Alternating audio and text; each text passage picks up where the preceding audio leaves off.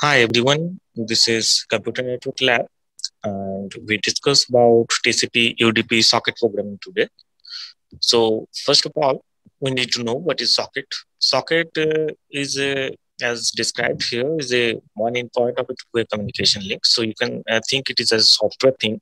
So or an object that is responsible to accept or send or manage the communication between two devices in a network.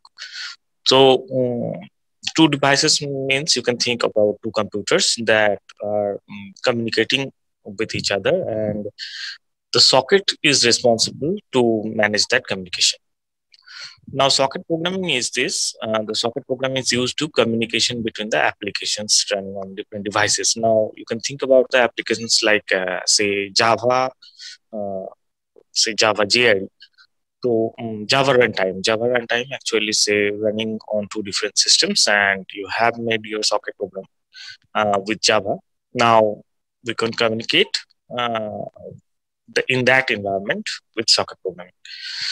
So for whatever application we are using, so socket programming is that kind of programming.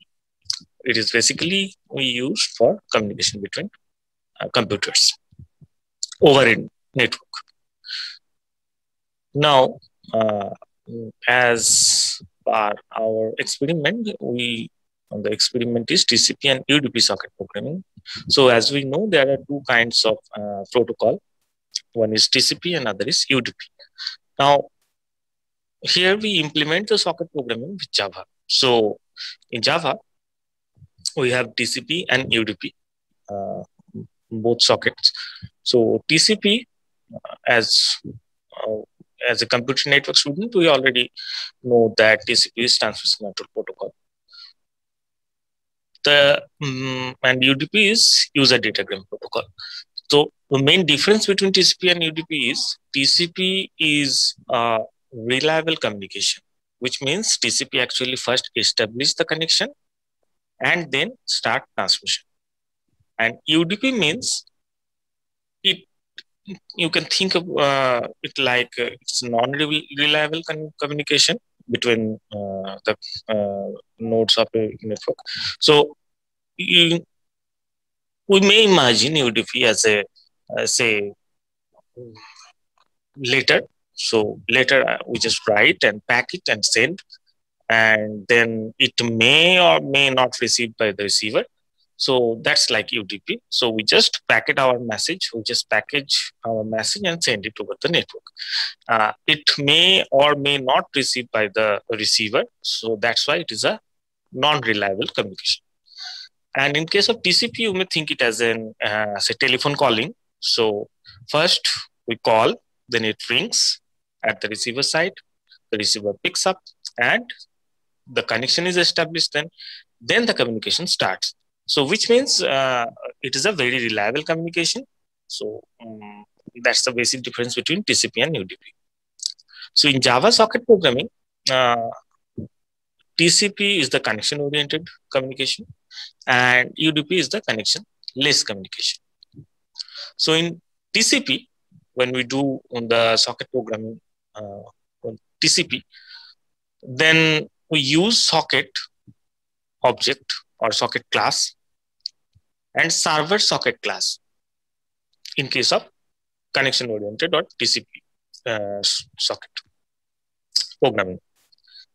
And in case of UDP, we use datagram socket and datagram packet class when we use the connection-less socket programming, or in case of UDP socket programming. Now, you must understand when we do communication between two computers or two devices in a network. So one side is client side and other side is server side. So the communication may be both ways. The communication may be client to server. So that is possible. So the communication may be one directional or communication may be two directional. So, but the client socket, which means at the client part, the client must know the IP address of the server, and the port number of the application. So port number is very much important because lots of say programs or lots of applications are running in the server. So we must send our message to the proper port where our application is running, so that it is received by that particular program which is running at the server side. So that is two important point to be remembered when we use or when we write the client side socket program. Now here is a difference between TCP and UDP. All the categories are very self-explanatory, so you can go through this manual. So manual, actually I have collected from the different source of internet, and we just assemble it and prepare this manual. So this gives you a very brief idea about what the socket programming is and the two protocols, difference between two protocols, TCP and UDP. Now,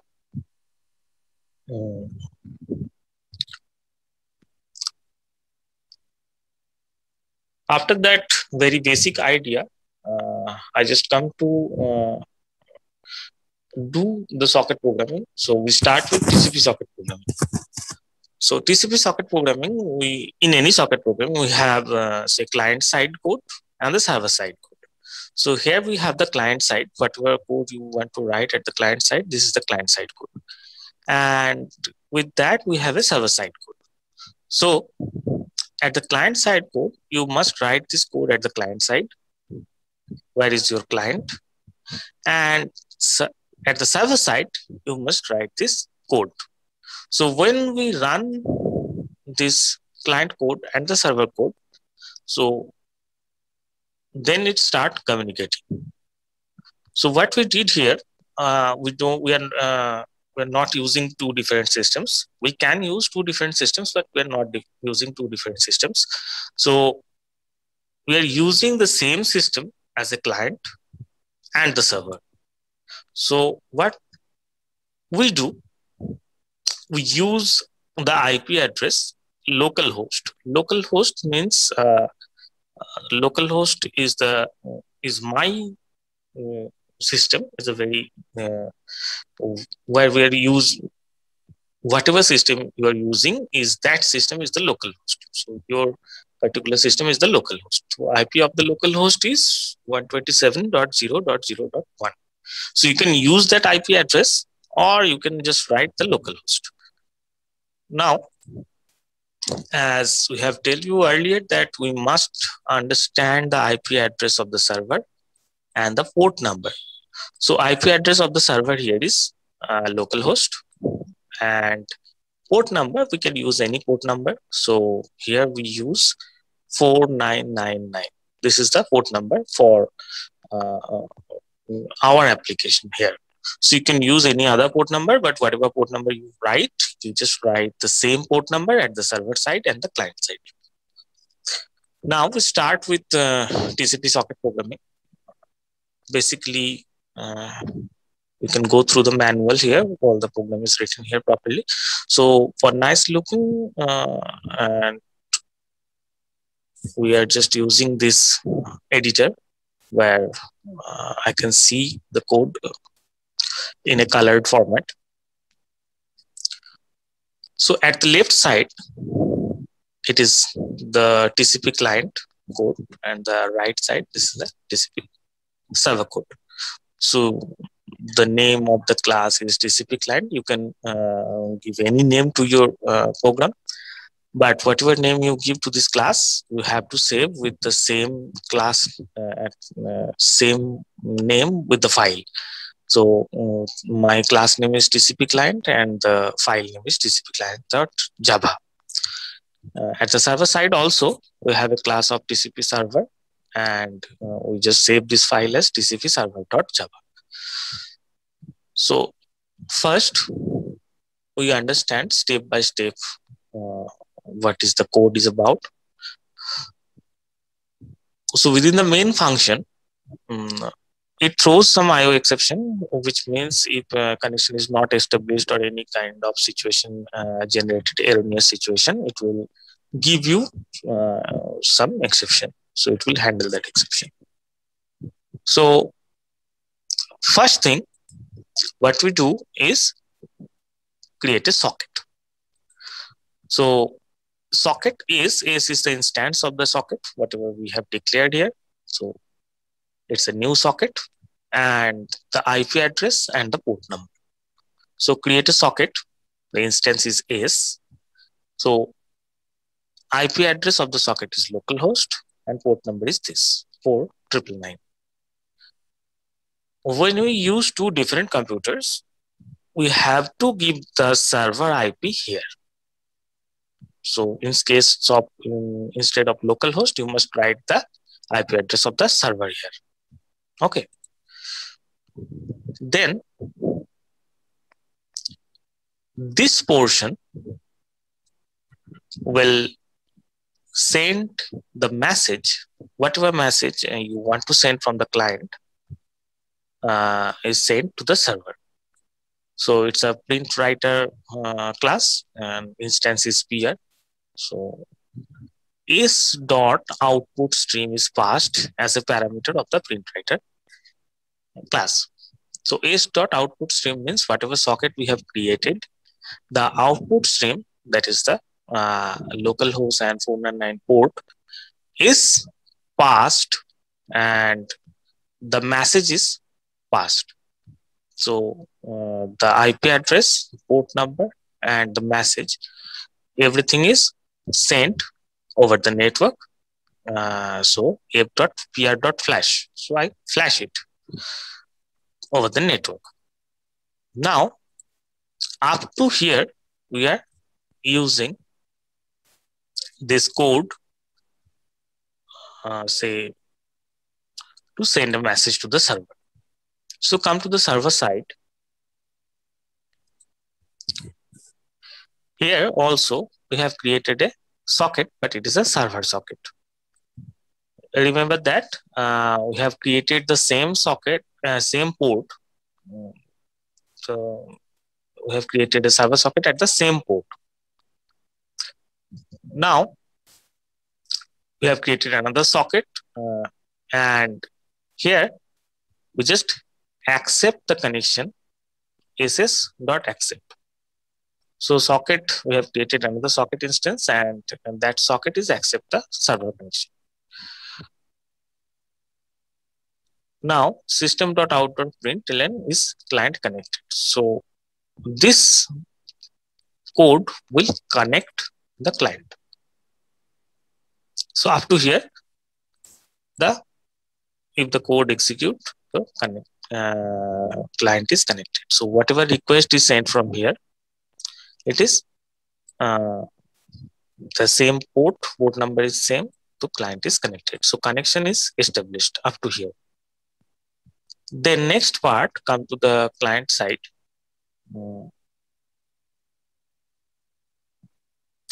Next part, read the message from the client. So remember, we have remembered that one message is sent from the client.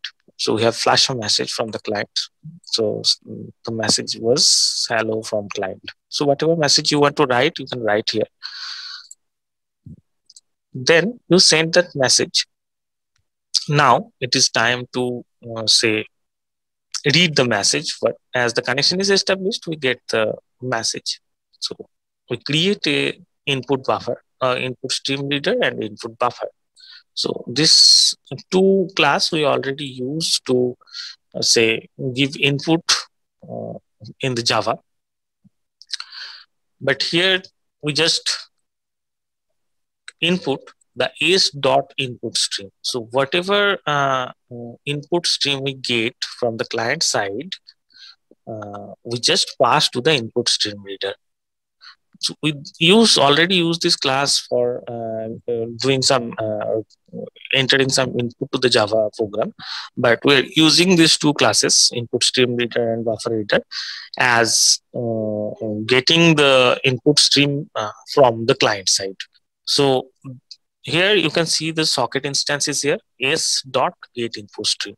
So socket is already accepted here. So sh.accept is written here, and this client was connected. So now whatever connection is get, or whatever message we get from the client, we just reading it. So input stream reader instance is in. Now I just pass this in into the buffer reader. So VF is now have the input stream buffer. Then from the buffer reader, we just read line and convert it to the string. So string str is the instance of string. So str is a string variable. Now we just pass whatever we get. So whatever line we get, we just pass to the string variable.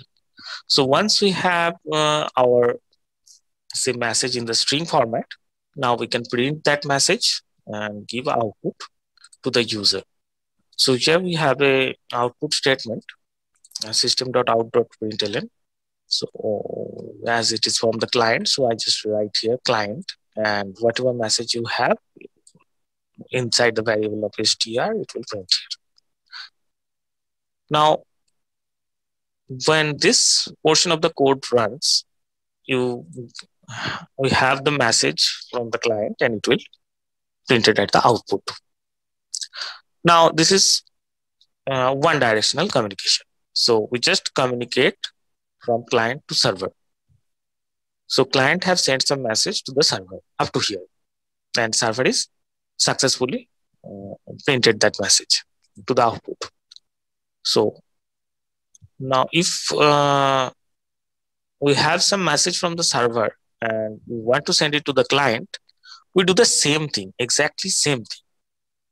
So if we want to respond to the client, we just use the same class print writer PR.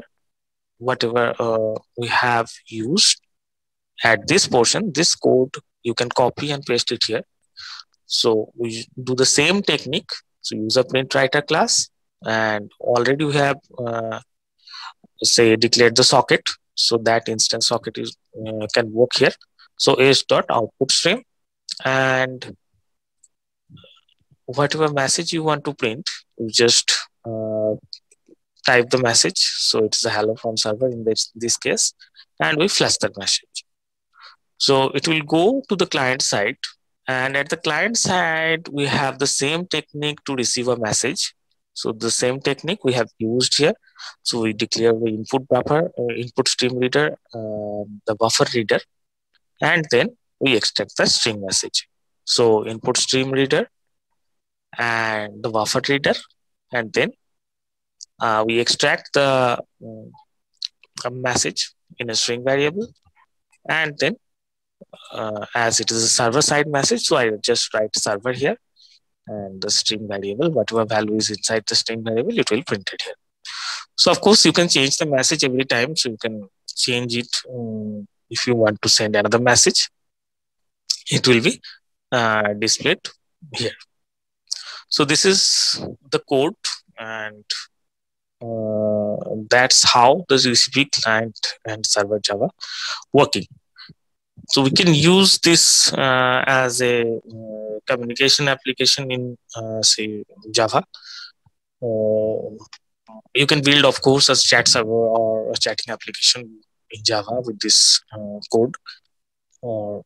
But this is the basic code how we can communicate between two computers. So our objective is to show or demonstrate how two computers are communicating in a TCP socket programming.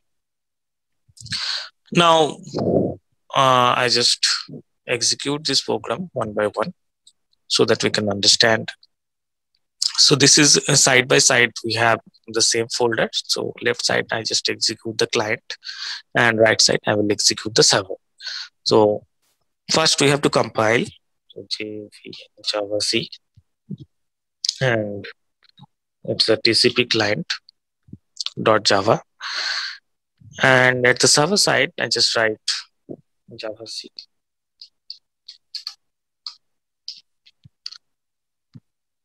So TCP server.java. Now, first we compile the client Java program. Okay, we have compiled the client Java program, and right side we just compile the server Java program. So both program have compiled successfully. Now I just want to execute. So first execute or java dot say TCP client, and right side we have java dot TCP server. So first we execute the server so that uh, server is running, and if client send some message or send client program is executing, then we first accept the connection is established and we get the message. So first we start our server, we just enter. So now you have seen that nothing happens when the cursor is blinking here, because we don't have any request from any client, and so there is no connection from any kind to establish. So now it is waiting to accept some connection. So our server is started and it is waiting to accept some connection. So I just come to the client side and start the client program. So whatever we see here, so as I start my client,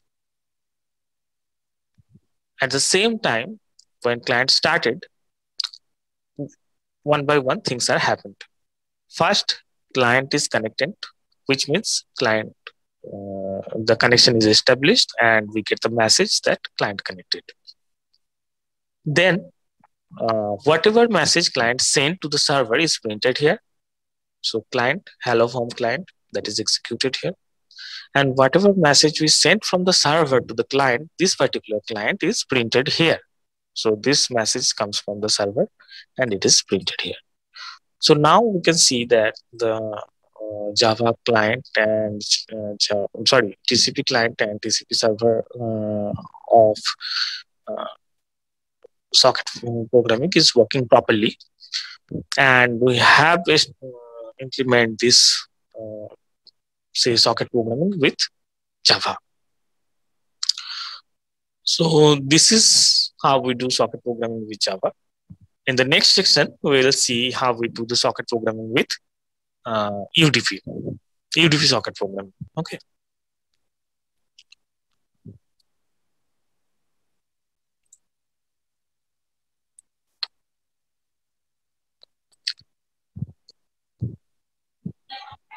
So now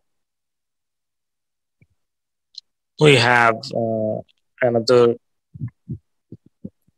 two codes of to our one is UDP client.java and another one is UDP server.java. At the left side, you can see the UDP client, and the right side, the code is UDP server.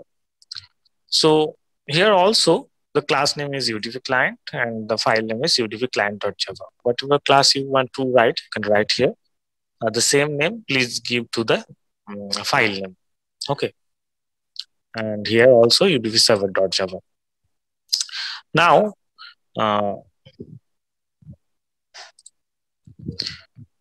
like TCP, we don't have to establish any connection here. We just create a packet and send that packet. So basically in UDP, our target is to create a packet and send that packet over the network. And in a network, if there's a server or some application is running there, so it will pick that packet and the program or the messages then can be read from that packet. Okay, so our target is to create a packet and send over a network. And the other side, say at the server side, we just pick that packet and extract the message from that packet. So this is the basic objective in UDP client. So here we don't have to establish any connection. We just create a packet and send that packet. Now a packet contains, say first, the message and the IP address and the port number. So we just go to one by one, but before that, I just show you the packet. So here it's a datagram packet, and we send after preparing of this packet, we just send this packet over the network. So this packet contains actually SD is the reference of the data bytes and the length of the data byte. IP address is the IP address of the server or the destination address, destination IP address. And where here we use this port number, which is 5000 port number. You can use any port number. So the packet contains these things. So once we prepare the packet, we just send the packet. Now at the left side, first we create a datagram socket. As I have told you earlier, in UDP programming, we use this datagram socket class and datagram packet class. So we just create a datagram socket. It's also a socket, but it is as we are using UDP socket programming, we are using datagram socket class. So DS is the reference of that datagram socket newly created. Now IP, we have to give the IP in the packet. So IP internet address class, we are using internet address class. IP is the reference. So internet address get by name localhost. Here also we are using the localhost as an IP address because we are using the same system as a server and the client. But when you use this program to communicate between two computers in a network, then you can type the IP address of the server or the destination IP address where you want to send your message. So instead of the local host, you have to write the IP address of that particular system in your network. So that's how we declare the IP address or define the IP address. Then byte. So byte is required because we have to mention or how much size of a packet. So we have to create a buffer to define the size of the data. So then we create a message. Whatever message you want to type, you can type, and then we assign that message into a string variable. So string variable is message. Now we convert that message into data bytes. So we previously defined the size of the data byte as 1024. You can change this size also. So we just convert that message into bytes, and the instance of the byte variable is SD. So we just convert the string variable to byte. Now we have all the elements to create a packet, which is data bytes and the data byte length, the IP address, which is localhost, and the port number, whatever you defined. So I just declare a datagram packet. Packet PKT is the variable or the instance of the datagram packet class here. So we just create a packet, and now PKT contains our packet. So we send the packet. So DS is the datagram socket, as we remember here. So by using this socket, we send this packet. So once I send, I just close this socket so that this socket can be used by other code of this program. So if I write or if I want to send another message, I just type that message and use the same thing, create another packet and send it. So that's why I close this socket after sending the packet. Now at the server side, we have first declared the datagram socket. So I just write SS as I think it's a server socket, or it will accept the message from the client. So I just give name SS. So create a server socket. So I just created SS, server socket. Now again I have to create a buffer and then a datagram packet. So this datagram packet is used to receive the packet which is coming from the client. So you can think like that some packet is coming. So where to receive it? So we have the same format, say packet, which is available at the server side. So that packet will be received there. So we just create a receive packet. Now ss dot receive rp. Here our packet is received by this rp datagram packet. Now once the packet is received by the server socket, then if the client sends some packet, that will receive here. Otherwise, it will wait.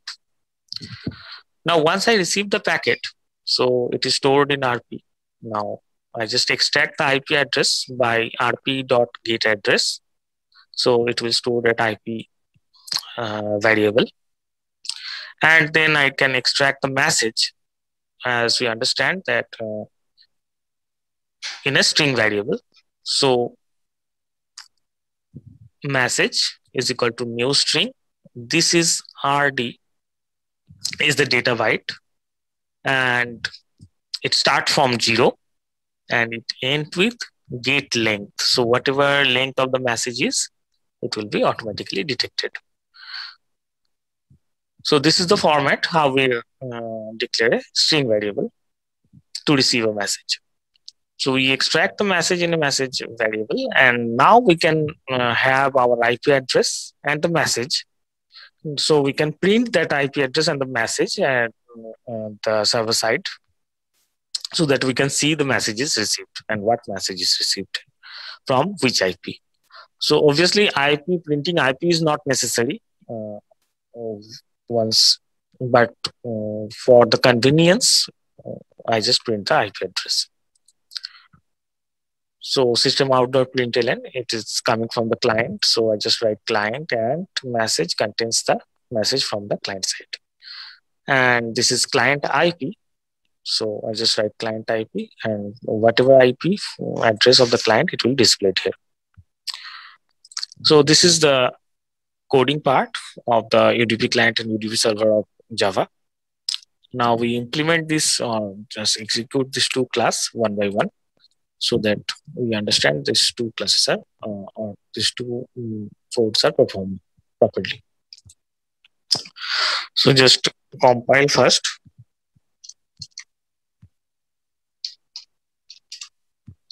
So this is UDP client.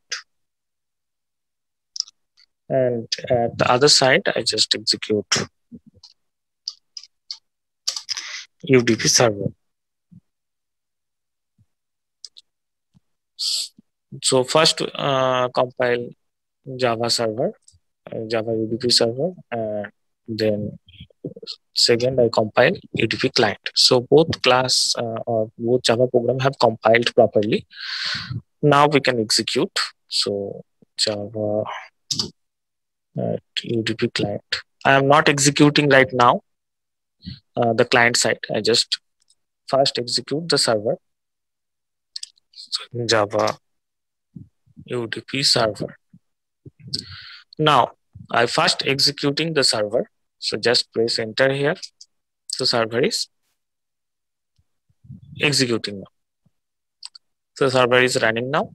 Now come to the client side, and when so it is server is waiting to accept some connection or getting some message from the client side. So you can see the cursor is blinking here. So it is waiting. Now once you hit enter at the client side, you can see that whatever message we sent from the client side, it is executed at the server side. So the client hello server, this is UDP client. So this message I was sent from the client side. We can see from our program hello server, this is UDP client. So this message is executed properly. And the client IP is, as we told you, that 127.0.0.1. So this is the local host IP address. So you can see that I am using localhost here. So that IP address is printed here. Now, as I'm using the same system as my server and my client, so I'm using the localhost. Again, I'm telling you, if you're using two different systems in a network, you can use the IP address of the server which means you can IP address any of the system, and that IP address is that make that IP system as a server. So that's how the UDP communication runs. Of course, we can modify this code so we can communicate from the server to client, but in that case, we do the same technique. We use the same technique how we communicate from the client. So again, at the server side, we have to prepare a packet and send that packet. Of course, we don't have to declare any other socket because we have already declared datagram socket here. So this socket will work, but this packet also work. But we have to prepare the say internet IP address. So this IP variable will also work, but I have to prepare or I have to do the same thing, whatever I have to do at the client side. And then we prepare the packet and send the packet at the client side, then it will be displayed here. So if I write that code, this program will be lengthy, and that is not the purpose for this experiment. The experiment was to establish and